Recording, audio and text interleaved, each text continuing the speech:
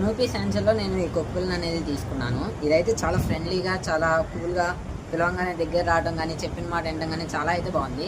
నేను విజయవాడ నుంచి వచ్చాను హైదరాబాద్, కేవలం ఈ కుక్కపిల్లని తీసుకోవడం కోసమే.